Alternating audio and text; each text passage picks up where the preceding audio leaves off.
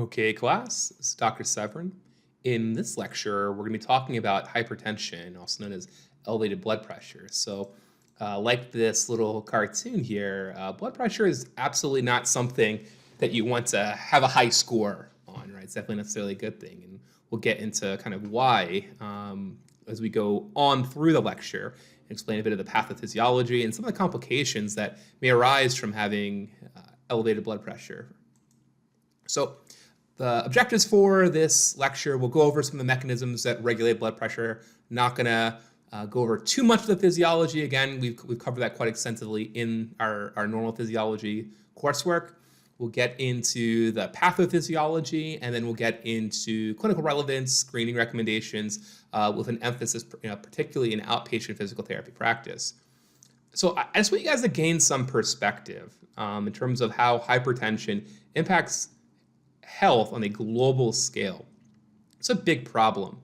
Worldwide, there's an estimated about 7.5 million deaths per annum due to hypertension. It's about 13% of all total deaths. And I think by comparison, I think 9% are due to smoking.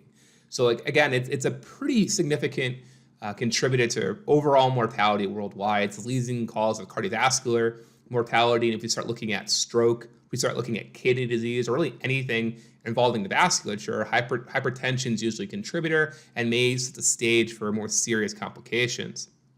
Now, again, globally, overall prevalence is 40%. Now, what's particularly interesting is that we see, rates of hypertension and controlled hypertension, we'll get into those terms in a bit, have actually flipped over the past decade or so. So here's some graphs here from the American Heart Association looking at world or global hypertension prevalence. You can see in higher earning countries, such as the United States, Western European countries, 10 years ago, prevalence is roughly about 35% for males, 26% for females. And then that's dropped by about 4%. That's a pretty, it may not seem like a lot, but that it will show you the absolute numbers. That's pretty significant, right? So there's been we've done a little bit better job. It's still a big problem, right? 30% roughly still.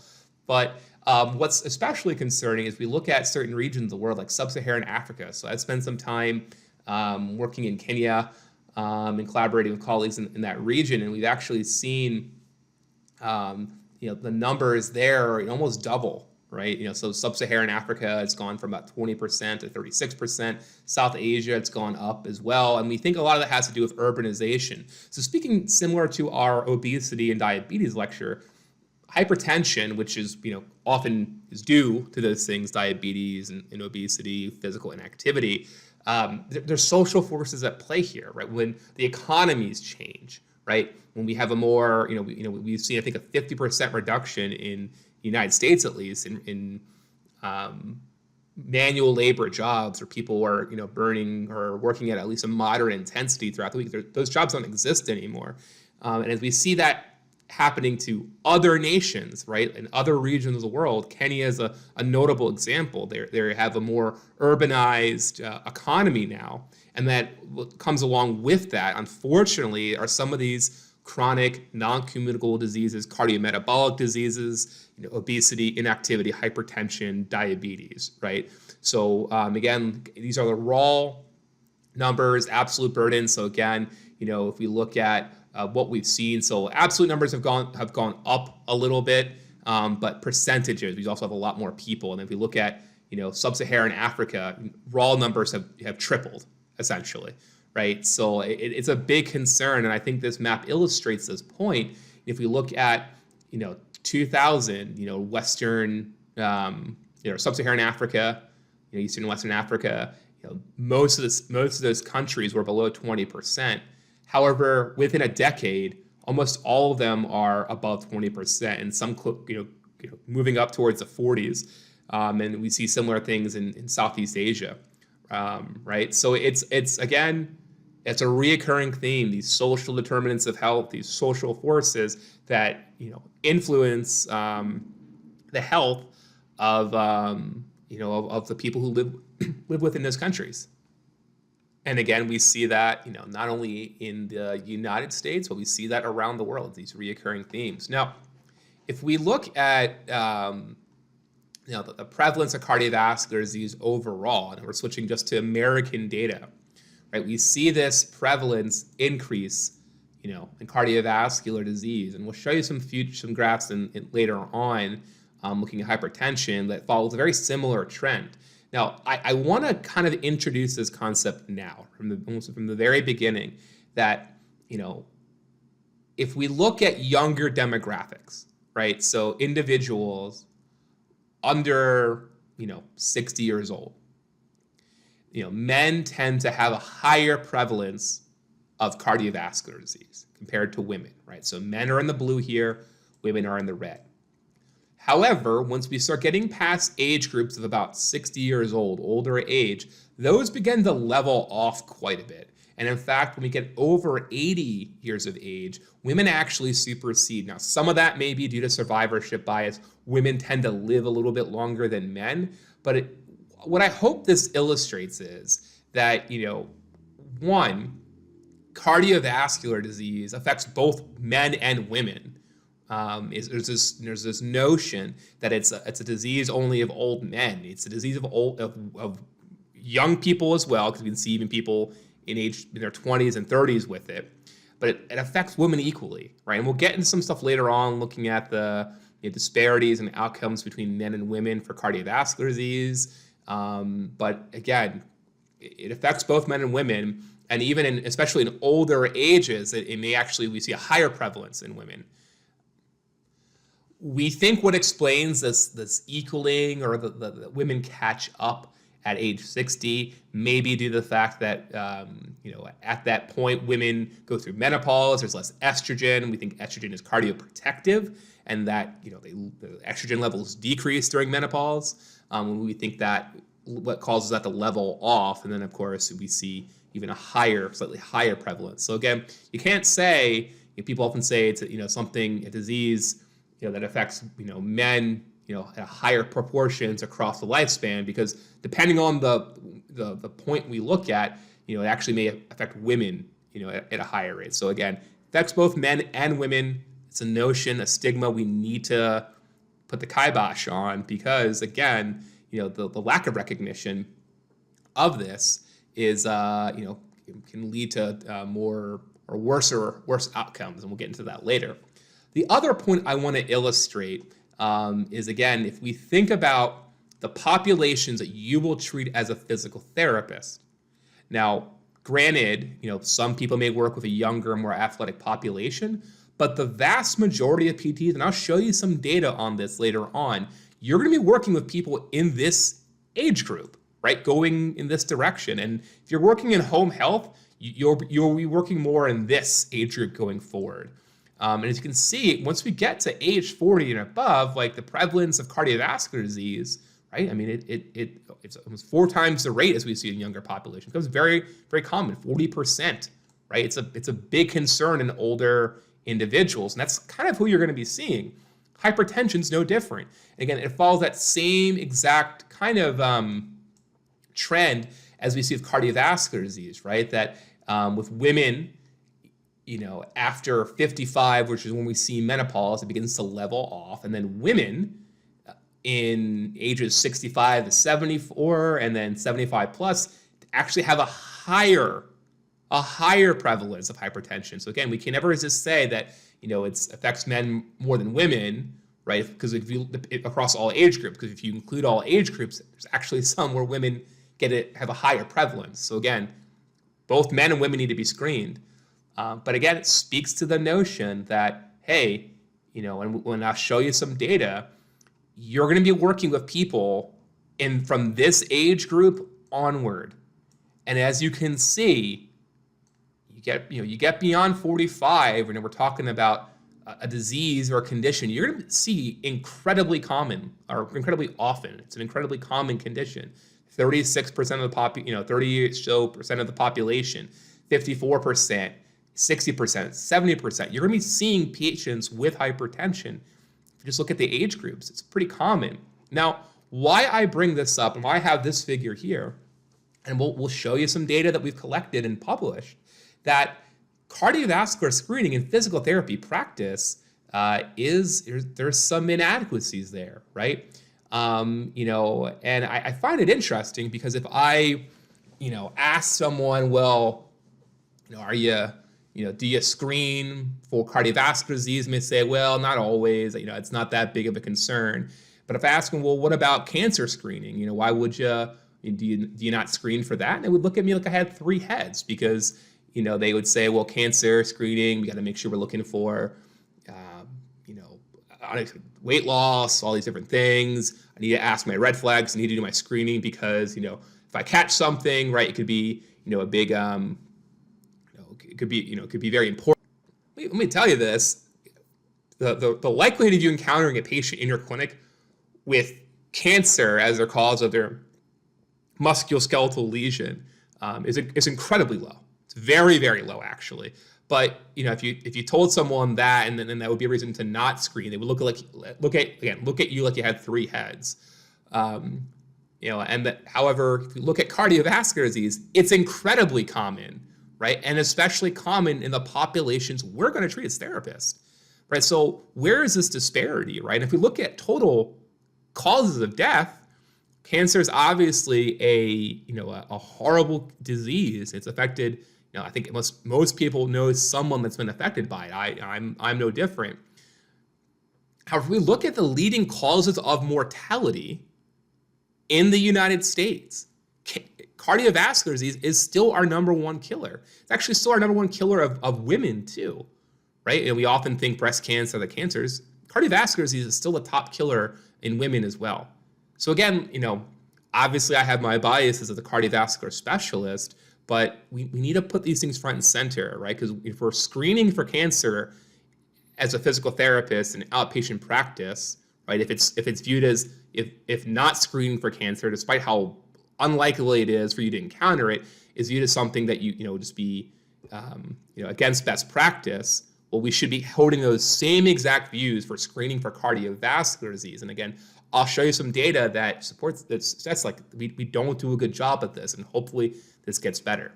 Now, again, looking at prevalence data, here's some reoccurring themes. So and again, this will kind of help illustrate why screening, why this has a unique role within the physical therapy profession. So this is a map of prevalence of hypertension in the United States, right? It may look very similar to you, right? So we see this geographical distribution, right? Looking at these regions here in the South. However, we overlay that with our physical inactivity map, it looks almost exactly the same. We can blend that into our cardiovascular disease map, same exact pattern, right? This is so heart disease, and then again, overlay that with our physical inactivity map. It's the same exact map as we would see with hypertension, that we see with obesity, that we see with a lot of other cardiometabolic conditions. What's the common link? And we'll get into this later on. But moving less, right? Physical inactivity, right? That's a common link, and we'll get into how some of the risk factors for cardiovascular disease, and a big one being physical inactivity, are incredibly common in the populations you're going to treat as a physical therapist, even in outpatient orthopedics, right? So again, this common connection of inactivity, healthy living behaviors, or the absence of healthy living behaviors. Again, and where our role is in intervening there as movement experts, right? What our role is in promoting health in our communities. So again, why this is particularly concerning hypertension is, there are, again, we look at differences in prevalence with age. So here's some breakdowns in terms of, the overall percentage. It's about 29%, about 30% of the population. Obviously higher rates in older age. Again, we talk about that difference between men and women after 55. But there are still a decent number of people, in their, even under 20 years old that have hypertension. And we're thinking maybe as those obese and inactive and kids with diabetes age, we might see even higher rates. And what's concerning is the longer someone stays with hypertension, that their risk of having serious complications goes up. And we'll talk about specifics, but 10%, every 10% improvement in treatment rate of hypertension associated with reduction of 14,000 deaths per annum. And early detection is key. And similar to what we've seen with other things, there may be differences according to different ethnic groups. So if we look at prevalences, between white, non-Hispanic Black, non-Hispanic Asian, and then Hispanic Americans, we see a much higher prevalence in Black Americans. And again, thinking of social forces and what may contribute to this. Again, think broadly.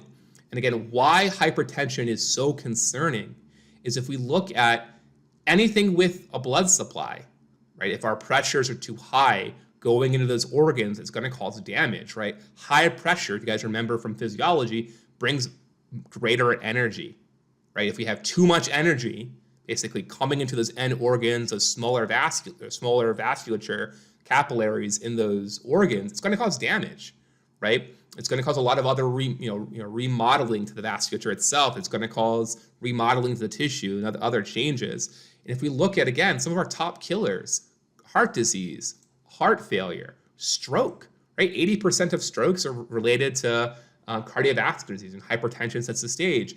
We look at kidney failure. We look at retinopathies, peripheral vascular disease. There's so many, anything with blood supply, which is pretty much everything in your body. If blood pressure is too high and stays elevated for too long, we're going to have problems. Now, one of the challenges with treating hypertension is that it's silent, right? It's asymptomatic, even at extremes. I've had patients with blood pressures in the 240s had no symptoms. The problem is, especially in outpatient PT practice, one of the narratives that's often used, well, I only need to screen patients according, if they have symptoms, right? Or if it's indicated. You have no way of knowing, right? Unless you're measuring it. You can't visually assess someone of having hypertension or not, right? So again, it's often asymptomatic, even at extreme values. And even 50% of people with known hypertension are even compliant with their medications or at their goal blood pressure. So again, we call it the silent killer, and there's a little homage to Solid Snake from Metal Gear Solid for my video game fans out there. But this is one of the leading problems, is that it's asymptomatic, even at extremes, and this may be one of the reasons why it's so lethal, because you don't really start noticing you have problems until it's really bad. So early detection is crucial. And again, looking at epidemiology, the CDC's actually reported that if we look at total causes of deaths, right, all other causes outside of hypertension, excluding it, have actually gone down. We've done a little bit better at managing a lot of things, right, which is kind of, there's other stories to that too, but the mortality rate, or the rate of hypertension-related deaths has actually increased 23%. Right, so we've actually gotten better at preventing death from other conditions. While we've actually seen a slight worsening in hypertension. So this is a big problem.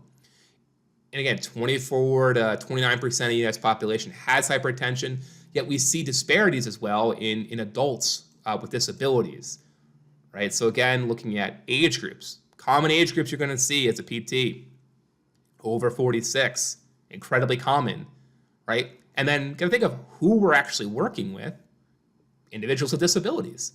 So you're going to see even a higher prevalence, right? Again, just hope this illustrates the point. Again, there's that graph showing the decrease in deaths for all other causes. And while it's hard to tell here, there is a slight increase in the rate of hypertension-related deaths.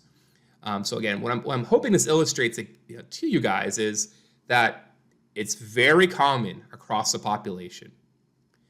It's incredibly common in the population in terms of age that we treat. And then it's going to be very common in the subgroups of patients with disabilities, mobility limitations that we treat. We'll help continue to build this argument.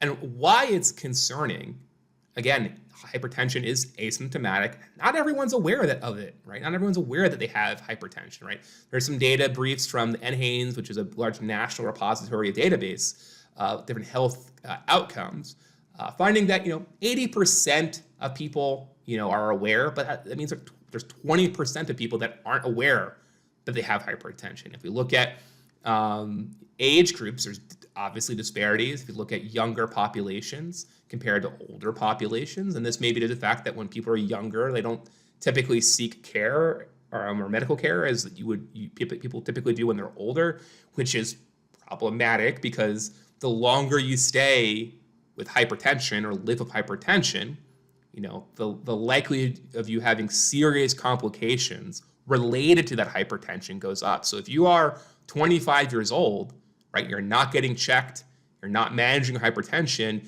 and you live with it for 10 years, and you're 35, you've had 10 years of uncontrolled hypertension, right, you're going to have a high risk of developing heart disease, heart failure, a lot of other issues. So again, it's a big problem, and early detection is crucial, right? Because again, it can affect, we do see it in more in older adults, but it can affect younger people as well. And again, we can see huge reductions in mortality if we start detecting this stuff earlier on.